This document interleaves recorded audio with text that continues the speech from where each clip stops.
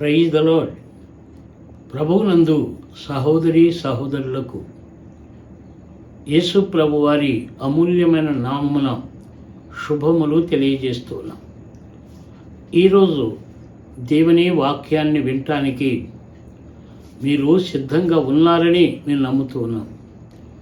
మరి వాక్యాన్ని వింటారు కదూ. కొంత సమయం దేవుని వాక్యాన్ని శ్రద్ధగా వినండి, ఆధ్యాత్మిక మేలు పొందండి అని మేము ప్రేమతో మీకు మనవి చేస్తున్నాం. పరిశుద్ధాత్మ దేవుడు ఈరోజు మనతో మాట్లాడే ఈ మాటలు శ్రద్ధగా విందాం. ఈ కీర్తన గ్రంథం 8వ కీర్తన 6, 7 శరణాలు నేను చదువుతున్నాను. జాగ్రత్తగా వినండి.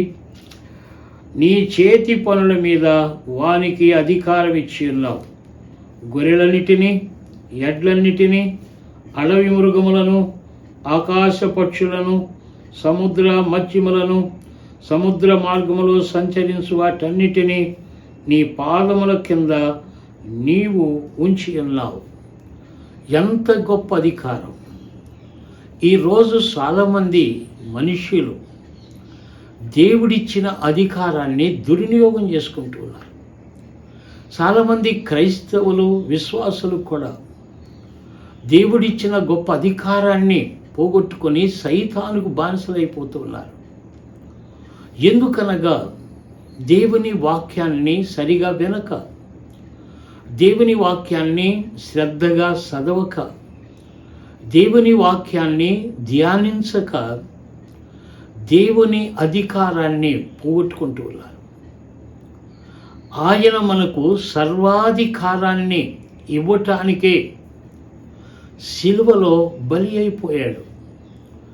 ఆయన శిలువ బలి యజ్ఞము ద్వారా, ఆయన కార్చిన పవిత్ర రక్తము ద్వారా కడగబడిన వ్యక్తులకు దేవుడు గొప్ప అధికారాన్ని ఇచ్చాడు. సర్వాధికారము.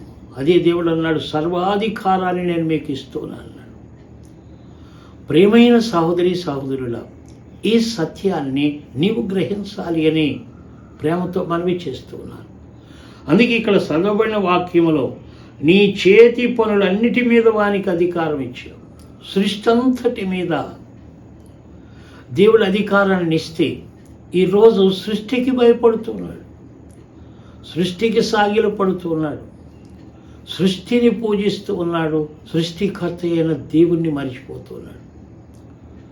వాక్యం వింటూ ఉన్న సోదరి సోదరుడా, నువ్వు యేసుస్వామి రక్తములో కడగబడ్డావా, లేక పాపము కింద నీవు ఉండిపోయావా?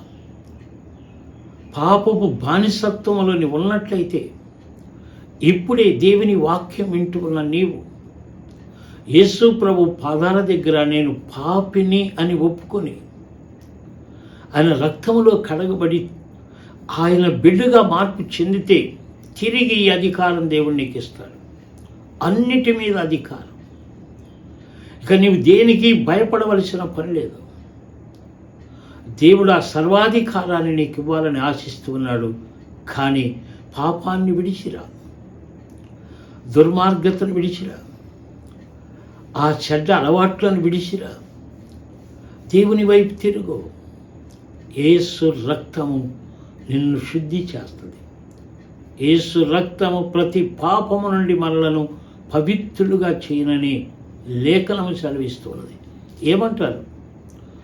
ఈరోజు నీవు ఒక తీర్మానం చేయగలవా?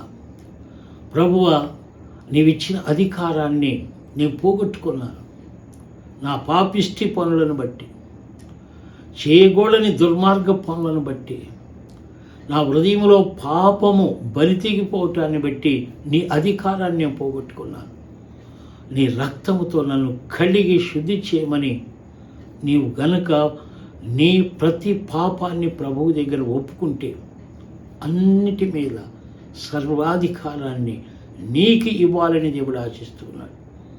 నీవు ఏ విషయంలో దేనికి భయపడుతున్నావో ఆ భయాన్ని నుండి నిన్ను విడిపించి గొప్ప అధికారాన్ని నీకిచ్చి తన బిడ్డగా స్వీకరించాలని ఆశిస్తున్నాడు. మరి ఈరోజు ఈ మాటలు వింటూ ఉన్న నీ ఒక తీర్మానం చేసుకోగలవా? ప్రభువుని నీ హృదయంలోనికి ఆహ్వానించగలవా? చెడుగు నీ హృదయంలో ఉన్నంత కాలం నీవు భయపడిపోతావు, ప్రతి దానికి భయపడతావు, ప్రతి దానికి బానిసమైపోతావు. ఈరోజు ప్రేమగల దేవుని మాటలు విని ఆయన రక్తములో కడగబడి ఆ సర్వాధికారాన్ని పొందాలని మనవి చేస్తూ ఈ మాటలు ముగిస్తూ ఉన్నాం. దేవుని కృప మనకు తోడయుండును గాక. ఆమెన్.